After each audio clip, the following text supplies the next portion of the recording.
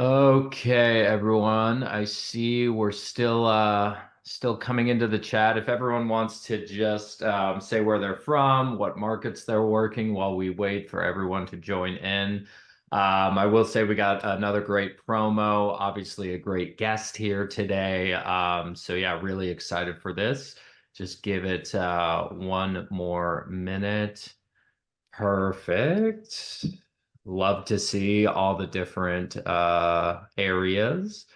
Perfect. So we'll kick things off. Welcome to another speaker series. My name's Grady. I'm part of our agent success team here. We have a great guest today, Ryan O'Neill. He's been a part of our network for a very long time, has also been part of our paid product, which we're going to dive into pretty heavily today. And also, the theme is really with the spring and summer selling months ahead, what he's doing to gear up for it, and his best practices. So without further ado, welcome Ryan O'Neill. Ryan, what's going on? Hey, Grady, thanks for having me. Excited to be with you guys here today, and appreciate the opportunity. Yeah, absolutely. Can't thank you enough for agreeing to come on today. So we'll just jump right in. How many years have you been in real estate, and what areas do you serve? Yeah, so I started in 2001 as a kind of first-time home buyer here in Minnesota in the Twin Cities as a sort of small real estate investor, and bought a duplex in 2001.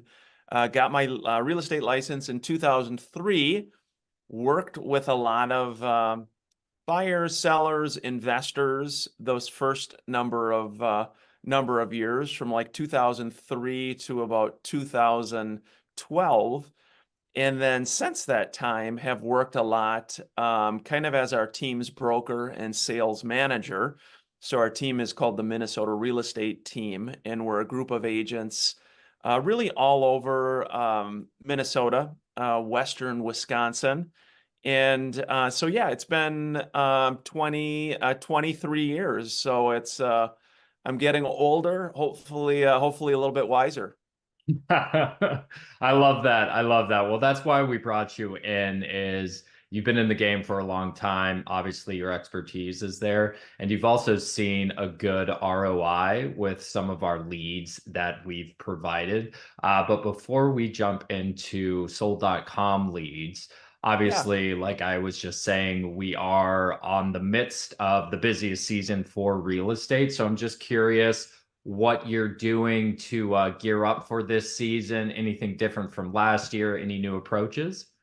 Yeah, I mean, I think for those watching and listening, any of you who've been in the industry for a while know that 2023 was a difficult year, challenging on a variety of fronts. Obviously, interest rates impacted everybody, and so really across the board, friends across the country, team leaders, individual agents, I know had a challenging year, a difficult year, and especially kind of seasoned agents who had a very high or a very high type of referral-based business.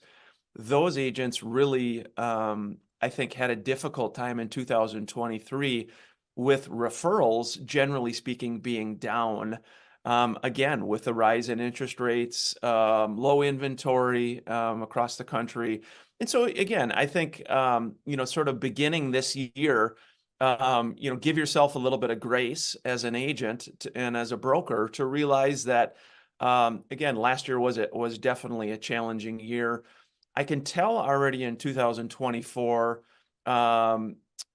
through just daily interaction with our team members, with buyers, sellers, investors, I am feeling a lot better and a lot more momentum with consumers, people who are, again, maybe they did buy or sell during COVID, maybe they had a really low interest rate, but I think eventually, life kind of happens, and I use the analogy of sort of the dam is kind of breaking a little bit. In other words, families have more kids, they need more space. Unfortunately, some unhappy types of transactions, whether it's death, divorce, relocation for work. And so we're starting to see that dam of people that were never going to move um, slowly starting to break, and more transactions happening. And so I think for us, it's just kind of beginning with a realistic expectation on the market, on the business, and on focusing on what we can control. We can control our effort every day. We can control our attitude. We can control how we treat other people. A lot of these big things with interest rates and a lot of these big other things we can't control. And so just not getting too wrapped around the axle with all those other things and really just focusing on the things that we can do. And so that's why, again, for us, for our team, for our agents, it's continuing to make a solid day-to-day effort, focusing on prospecting, focusing on building relationships daily, on getting out of the office, on meeting people in person, using the phone to prospect. A lot of the kind of old-fashioned things that, again, over 20 years, I've seen have really made a significant impact for agents. And so a little bit for us, it's back to the basics this year, but I am feeling good about the year, Grady. I'm seeing and feeling a lot of good momentum.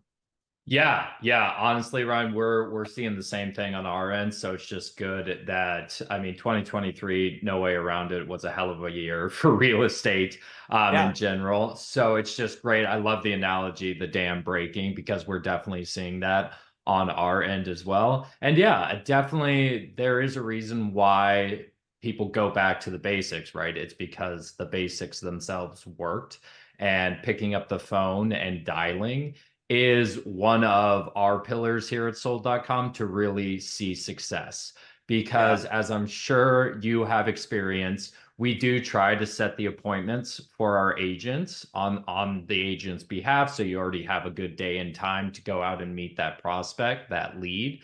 But a lot of the times we aren't able to get a hold of that lead within the first 24 hours. So instead of holding on to the contact information, we're providing you, the sponsoring agent, again, as part of our paid product. You do get the full contact information. So I'm Yep. just curious from your end, Ryan, and your team's end, when you guys get just the contact deals and you have to reach out, what is your process? How are you opening the conversation? Are there any scripts that you and your team use? Anything of that sort? Yeah, I mean, I think the key, of course, with any of these contacts, any of these leads, is meeting them in person. And what we found is when we physically meet with the customer, conversion goes through the roof. If we never meet with them, very, very hard to convert. And so I think as you're thinking about how do I follow up? What do I say? Again, we've found email is very ineffective until a relationship has been built. If you have a relationship with them, they know you, like you, trust you, email's going to work. Otherwise, both by phone, by text, oftentimes by video text, sometimes putting a human face with the message can encourage connection with the customer as well. And I think again with your leads, with a lot of kind of the unknown person in general, the unknown lead, it's all about the way we think is what's in it for them. In other words, try to think like your customer and try to provide value, be a resource, be a good listener. That's the other thing too, is that sometimes we find agents just talk, talk, talk, talk, talk, talk. And again, it's about the customer. And I think having some of those simple open-ended questions can lead to a discussion. Thanks for reaching out. We've received your information here today. We wanted to give you a courtesy call. How are you today? How can we best help? What brought you to reach out here recently? Trying to initiate some kind of discussion That's not just yes or no. Because again, if you have just a quick yes or no discussion, it's a lot harder to convert. If you can keep them on the phone longer, um, that leads to something. That leads to a face-to-face meeting. And so if you're not good at the phone, hey, we've all been there. But maybe you have 2, 3, 4, 5 questions on a piece of paper right next to you where you have a response to their objection or a response to their um, quick no, if you will. And to not be afraid to come back and to ask some of those follow-up questions because again, they're doing something. They're reaching out for some reason. Part of your job is to uncover that and to ask good questions. And I think that's just where again it is not always easy, but when you make a little extra effort, it can go a long ways to conversion. Yeah, yeah. I mean, I work a little bit in our sales department as well, and the yes or no questions, it's such a night and day difference between a open-ended question of like, why did you fill out our form versus are Right. you interested in the home valuation?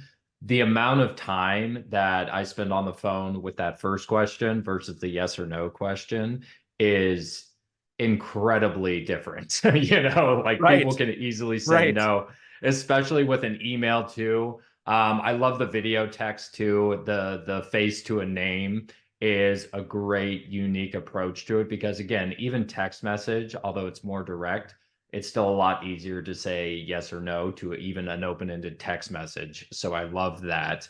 And then in terms of objection handling. Sometimes when you do reach out to these leads, the main objection that we really see is that they're just not interested in selling. Because, of Sure. course, as soon as a real estate agent calls, that's what they jump to is like, oh, wait a second, I only wanted a home evaluation, or I just wanted Sure. to see how the market is. How do you handle that when they're just like, hey, I'm not interested. I don't know why you're reaching out to me? Hey, no problem. No problem at all. We just wanted to say thank you for reaching out. I'm a local real estate agent. We're a local real estate team. We're here to provide information to you, Mr. and Mrs. Home Seller. And here's the deal. Our team, there's no rush or pressure. We're here to be a resource for you, your friends, your family, your neighbors. Again, take your time, no rush at all. And again, just wanted to say hello, just wanted to connect. Sometimes when I remember when I started in the business, partly because it's my personality, Grady, but when I started in the business, and I always used a line, "Hey guys, there's no rush or pressure." Partly again, I genuinely mean it. It's just the way that I'm wired. But often what I find with people is it puts them at ease, and in fact, they ended up transacting faster because I was able to build trust with them. And so I think you have to remember with the sold.com leads, which are great, by the way, or with any other type of unknown person, um, you have to remember everybody is somewhere in the process of buying and selling. And your goal as the agent is to build a relationship with that person. So when they are ready to transact, maybe it's 6 months from now, a year from now, 2 years from now, you're going to be their agent. And that's partly the art form with this business. Very few people will immediately just say, "Hey, yeah, come on over right now, Ryan. I'm ready to sign the paperwork in 30 minutes or whatever it is." Certainly there's some of that out there. However, most of this business is introduction, relationship building, and then eventually when they're ready to transact, a deal happens. By the way, taking that approach can also lead to referrals. Maybe you really have they love your response, a refreshing response, and they refer you to their mom, to their neighbor, to their uncle, to their friend. That's where, again, a lot of the magic can happen, a lot of the business can happen. So don't just look at this one random name and number as your only money-making opportunity from sold.com. There's potential. And I think that's what we're always looking for, what we're trying to do. And I get it. It can be hard. I know we've all got to pay the rent and we need money now, but you've got to look at this more as an opportunity with, through those different avenues I described. Yeah, yeah, absolutely. I think you hit the nail on the head with a common mistake that even some experienced agents in our network make, where as soon as they get that appointment or as soon as they get that lead, they immediately jump to, oh, this person is ready to sell right here and there now. So the fact that you're no rush, hey, no pressure whatsoever. I love that it opens up avenues towards other people, right? It might not be this specific referral, but they might know somebody. And the fact that you didn't essentially attack them and be like, hey, sell, sell, sell right now, it is a breath of fresh air for them to be like, hey, this is actually a person wanting to help versus a salesperson just wanting my money. So I Right. absolutely love those tips. Yep. And then in terms of, I know we're talking about just contact information when it's provided. When sold.com is able to set that appointment, what is your process from the time you get to their home? You're in the home. Are you building value? How are you building rapport? And then lastly, which I think is the most important, what is your follow-up plan after that first initial visit? Yeah, we with our team, we have always been a fan of a two-step appointment. I get it. Two-step meaning two visits. Okay. So that first visit, it's building rapport. It's asking questions. It's having them give you a tour of the property. It's finding out, what do they owe on the home? What are their reasons for selling? Asking a lot of good questions, and then taking that information, going back to your office, preparing a good detailed market analysis at that point, coming back to the second time around with the market analysis, with the listing presentation itself, and going through what we're going to do to help them market and sell the property itself. And so I think, again, that can all be done in one appointment. If you're looking for efficiency, but in my feeling is the more time you have with a potential seller, the more likelihood you're going to get them they're going to be a client. And so I think, depending upon how that second meeting goes, it's then determining um, what is their urgency for selling. Are they interviewing other agents? What's most important to them in the hiring decision? Um, Here in Minnesota, we have, the ability, if a seller says, you know what, Grady, we want to work with you, but we're not thinking about selling until August. Well, again, what we can do is we can sign them as a withheld listing. So getting them under contract now doesn't obligate them to, anything from now until August. But essentially, it gives you as the agent, the broker, the ability to represent them. And so just, I would say with your follow-up with sellers in general is, understand their motivation. Don't hammer them too hard, but again, as appropriate, use the withheld approach because that's a way to get them under contract now, and then list at a future date whenever they might be ready. Because oftentimes what we've found is, let's just say they say, "Hey Ryan, not looking till August." You follow up with them in June or July, and they say, "Hey Ryan, thank you so much. Really appreciate your follow up. We actually just listed with Frank at ABC Realty. We had a wonderful time meeting with you, but thank you so much." So it's a balance with any kind of, with any type of lead. You don't want to be overbearing, but you want to follow up effectively. You got to keep good notes. You've got to be a resource. You've got to not be afraid to reach out. And and yeah, so for us, it's really a balance of those things, Grady. It's a little bit of an art form, but realizing that it takes some effort to get them, under contract. Yeah, yeah. I mean, honestly, it's just like with anything, the more reps you get at that follow-up cadence, which is so important for online lead working in general, the better you're going to get. And it just, like you were saying, that balance of not being too overbearing and also still exemplifying interest in the person themselves. It's really a good practical effort to get these leads, whether we're setting the appointments for you or you're reaching out to them with the contact information.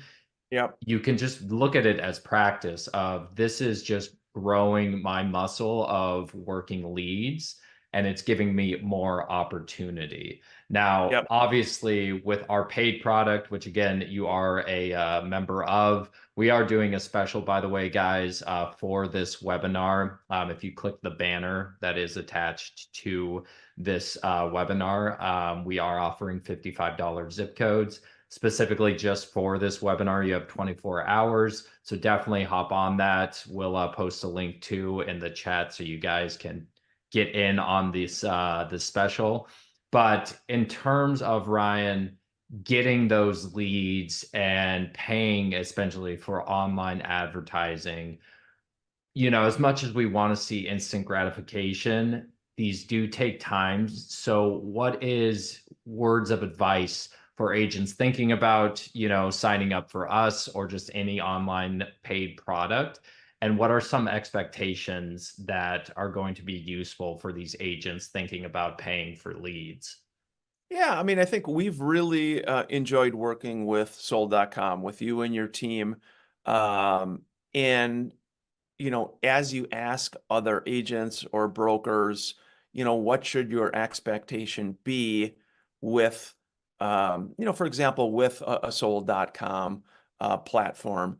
I think giving you more at bats, if you will, as an agent, as a broker, is very important. Whether you're watching this, you're brand new to the business, maybe you're a seasoned pro. Um, the hard part about this job is finding people to work with. And so I think, my approach over the years is, if I'm spending, whatever, $1,000, $2,000, whatever the number is, the ability to at least have the advertising pay for itself and get some kind of return on that is what we all want. I think where we've found the magic is again the initial customer. You get the conversion, no problem, but then through that relationship, it leads to kind of a tree of other business and potential opportunities. And that's where, again, don't be afraid as a new agent, as a seasoned agent, for example, to invest in a program like this, because at the end of the day, it's giving you more at bats, it's giving you more potential to grow your business, to grow your referral tree, and at the end of the day, any type of business, you've got to invest in some way. So for us, it's a no-brainer. Sold.com has done a wonderful job helping us grow that referral tree. And at the end of the day, yeah, there is risk with money that people spend, but it's a calculated risk. At the end of the day, it's a calculated risk. And if you're doing a good job as an agent following up, you're working best practices, you're doing your best to help the customers, it's going to go well. And I think that's just where, again, you have to give yourself a little bit of runway. You've got to give yourself a little bit of time with anything, of course. But I think again, with time, effort, and consistency, good things happen. We've seen that working with you guys.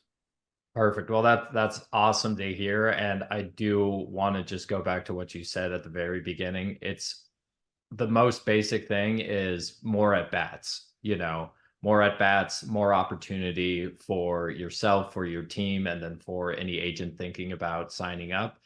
More practice is never a bad thing. And with the paid product, that is for sure what you're getting. So I absolutely love the answer. And I'm honestly stoked that you guys have seen good ROI on our leads. We want you guys to work these leads. We want you guys to succeed. So we're here for you. I mean, we have a whole agent success team. We have a marketplace where, Tom Ferry is a partner of ours. We're offering coaching with Tom Ferry, free consultations. So it's really a platform. I have a real estate license here in California. And what really turned me on to sold.com is, yes, of course, there is the paid portion of it, but they're really here for the agents and they offer a lot more than just, hey, leads, which we're all here for, right? There's no Right. sugarcoating that. Right. But there is an agent success team in the background, really just covering all the agents' concerns. So, again, guys, if you want to take advantage, $55 zip codes, please click the banner and we can take care of you then. Sales rep will reach out and answer any more questions. But, anyways, we've talked pretty much solely about sold.com, Ryan. I just am curious from you and your team's point of view, what do you guys do, online leads aside? What do you guys do that really sets you apart, that really garners your success in the real estate industry? I mean, the success that you've seen only on our platform translates to probably the success that you're seeing just in your sphere of influence. So I'm just curious, what do you think? Is there a special insider, Minnesota tip that you can offer our agents attending today? Yeah, no, I think if you're watching, you realize this job is not an easy job.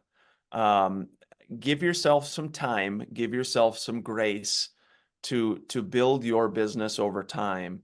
But if you're a grinder, if you hustle, if you work hard, if you put forth a really solid, consistent effort over time, good things can happen. I would say our team, and we have so many folks who show up every day, make a solid effort, who have a positive attitude, who are willing to learn, to focus on what's best for buyers, sellers, investors. Be a cooperative agent in your market. Get to know the other players, the other brokers. They can be your allies on transactions. So for us, we're really big about building relationships, not only with the customers, also with our fellow agents and brokers, being respectful of them, in their businesses as well. But I think at the end of the day, having an approach that is one about really looking at it from our customer's perspective. What's best for the consumer? We're not here to make a quick sale. We're not here to rope you into a deal. Again, our marketplace is pretty small. And so, reputation is everything.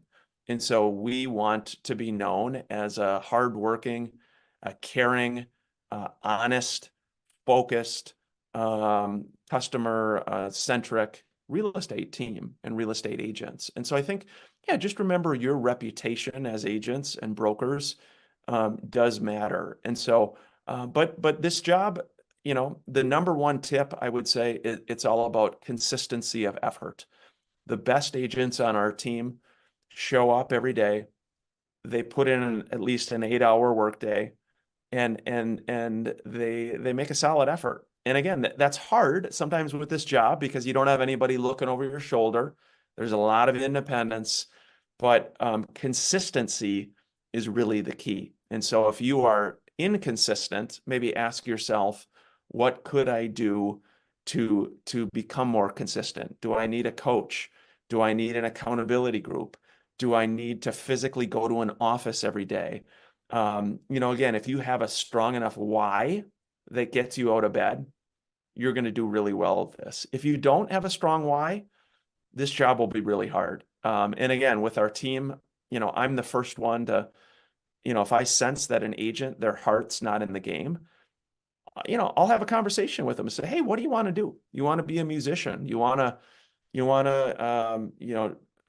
have, work whatever type of career it is, that's okay. It's just in order to succeed in real estate, you've got to have a strong why, because this job is hard enough as it is. But if you do have that, I mean, again, you can do really well. You can make a ton of money, a ton of, dollar per hour is probably greater than almost any other career I can think of. So the upside is there. Just kind of look within, know your why, and keep coming back to that. That's amazing. And I'm going to give all of our attendees a little homework assignment. I know, guys, it's crazy, but as soon as we're done here, ask yourself why you're in the business. Because as you heard Ryan say, you really need that consistency, that drive, that motivation to pick up the phone, go door knocking, use us, use, different platforms out there, get creative with your approach. But again, I agree with you 1,000%, Ryan.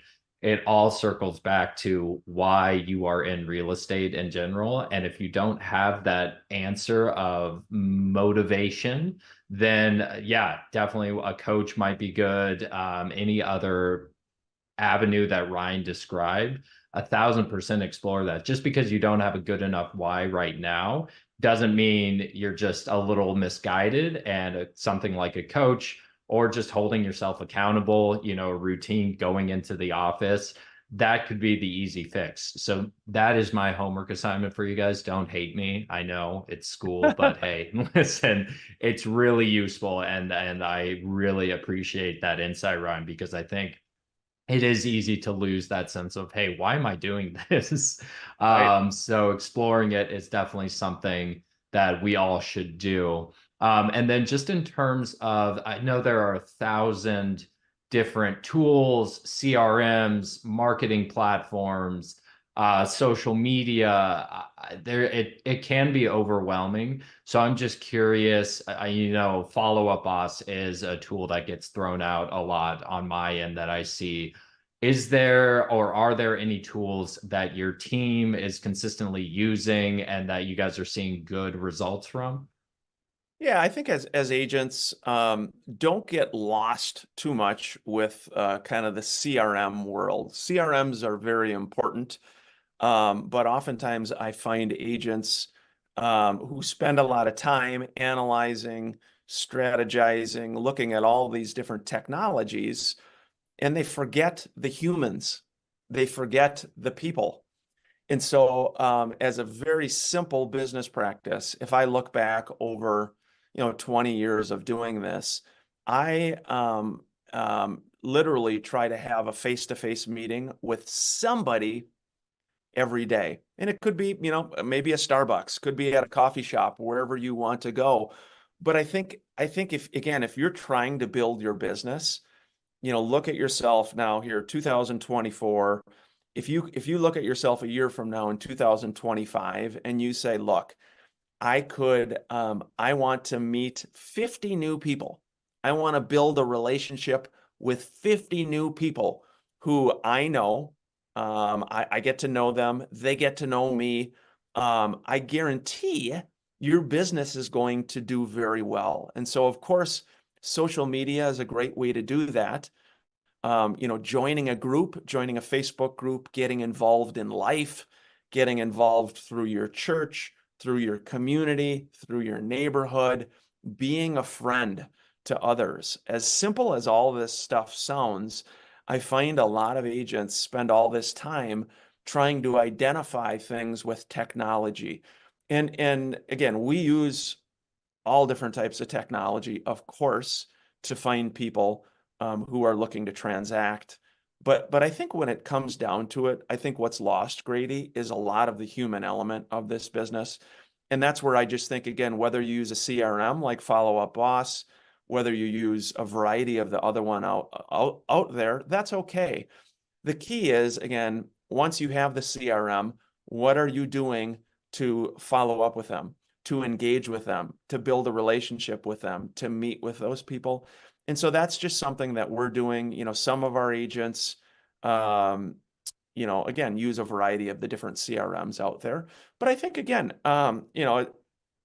It's funny. We have one of I can think one of our kind of longtime top sellers on our team. He did a recent training, and the question was asked to him, very similar to what you described. And he opened up his iPhone or held up his phone, and he said the question was, "Hey, what's your biggest marketing thing, or what do you do?" He said, "Do you honestly want to know?"